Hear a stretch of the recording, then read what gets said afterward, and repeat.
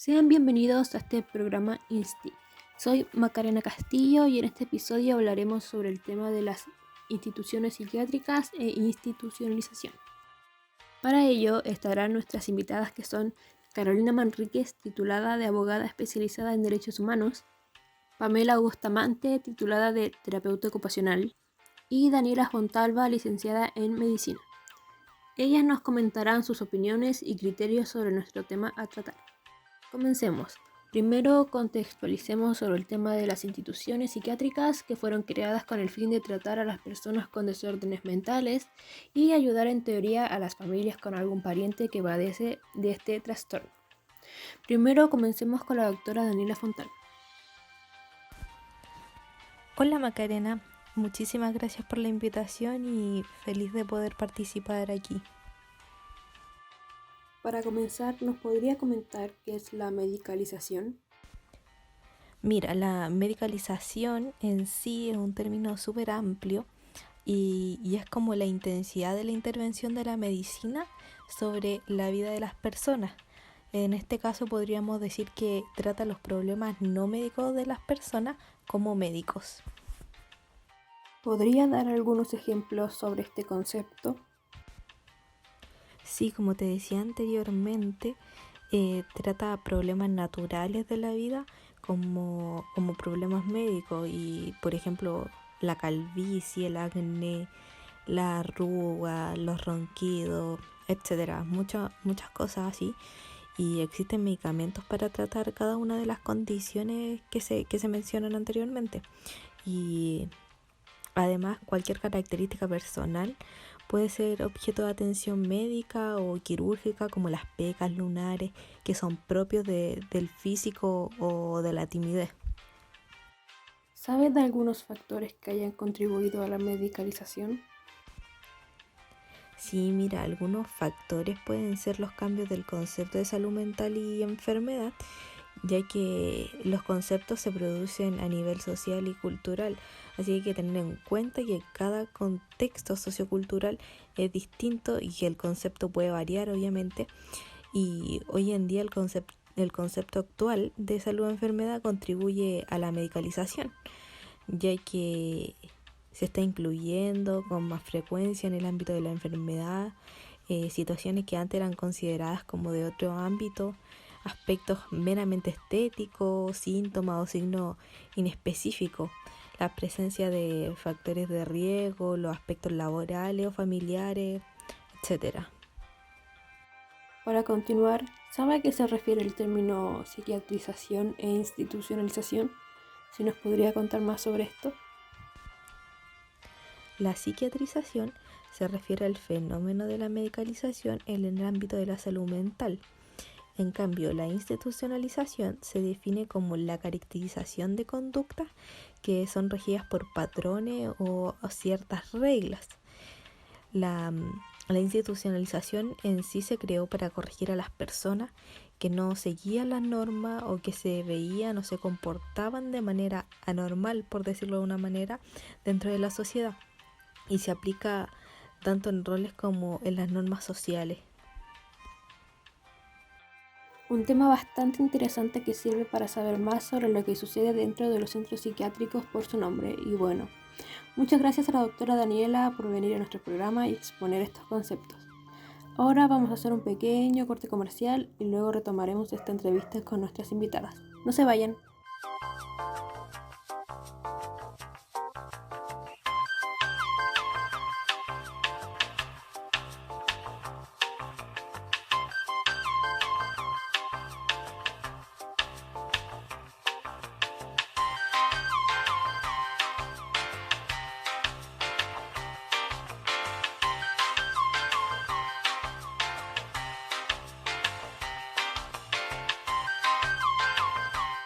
Sean bienvenidos de nuevo al programa INSTI.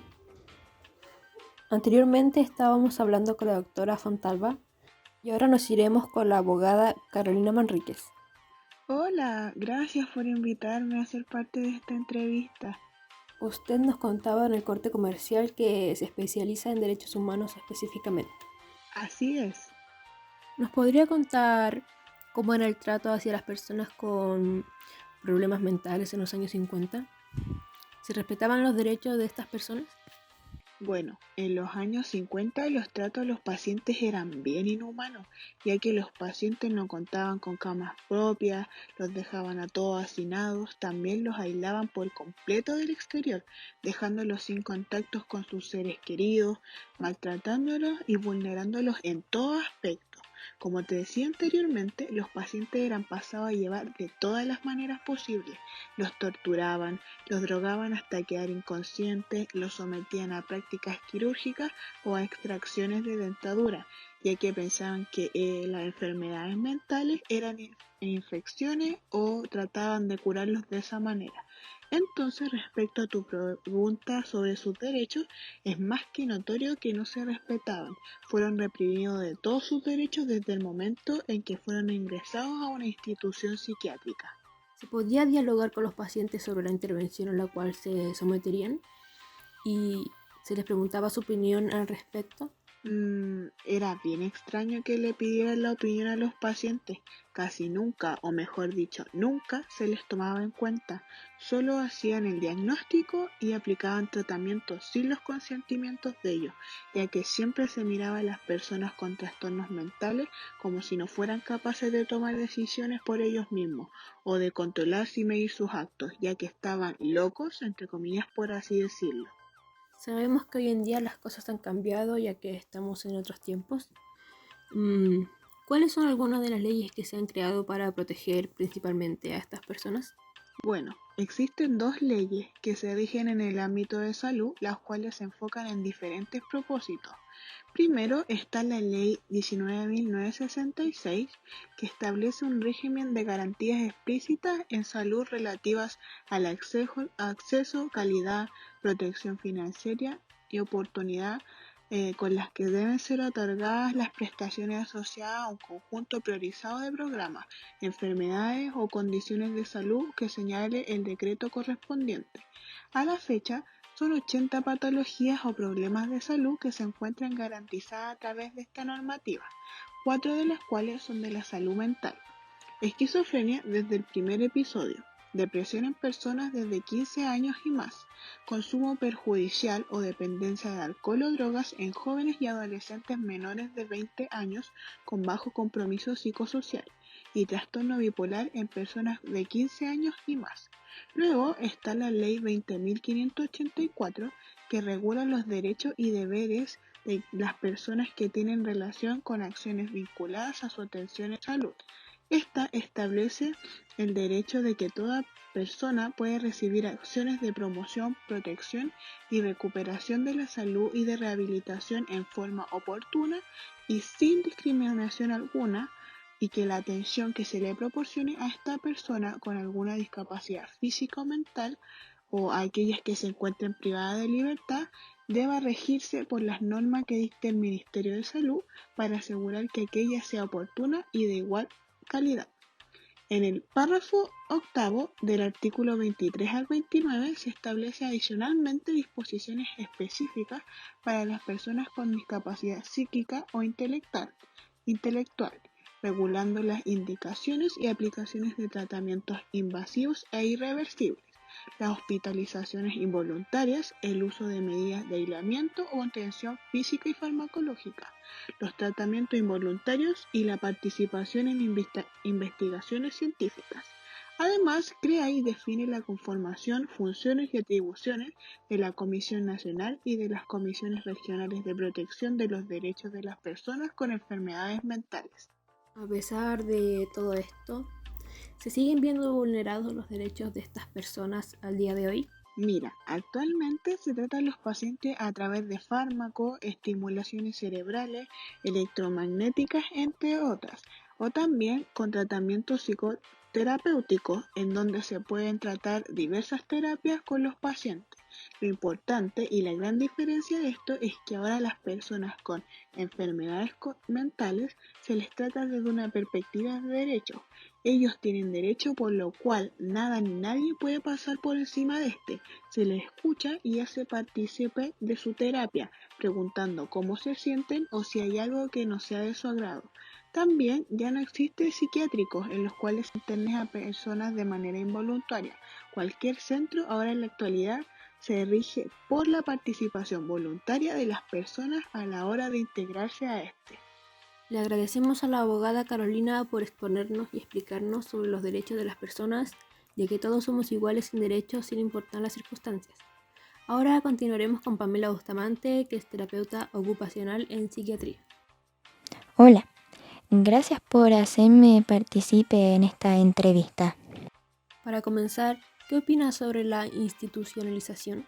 ¿Qué consecuencias puede traer hacia la persona desde su punto de vista y cómo se puede abordar estas problemáticas desde la terapia ocupacional? Mira, sobre la institucionalización la encuentro muy radical, ya que como anteriormente decían, estas se crearon para corregir a las personas que no cumplían lo que la sociedad dictaba o que rige actualmente. Se podría decir que estas las crearon para apartarlos o desvincularlos sobre la sociedad, como ocultarlos, pero al mismo tiempo como sanándolos a la manera que ellos creían que era correcto. Las consecuencias de esto podría ser que los usuarios se sienten inferiores, ya que se manejaban en jerarquías las instituciones, dejando al último al usuario sin voz ni voto. Esto genera que los usuarios se institucionalizaran. También otra de las consecuencias sería que los usuarios no los dejan hacer lo que ellos realmente quieren hacer.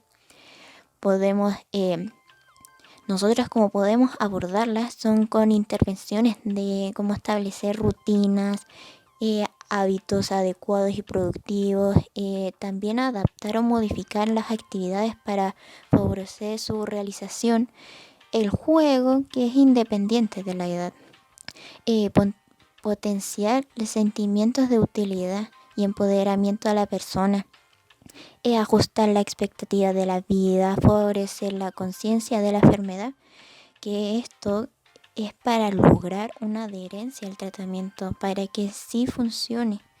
Asesoramiento también a las familias para un adecuado manejo, fomentar la autonomía de los usuarios para que sea independiente, y otras intervenciones que también podríamos hacer más. ¿Cree que la sociedad está preparada para integrar a personas con patologías mentales? Mira, en mi opinión personal, perdón, nuestra sociedad todavía no está preparada para integrar a las personas que tienen trastornos mentales, ya que, por ejemplo, con el mínimo de diferencia que tenga una persona, la discriminan, como el color de piel, algunas veces la nacionalidad, la situación económica, si eres más rico o más pobre, o eres de la clase media, si eres gordo o eres muy flaco, etcétera. Entonces, con todos los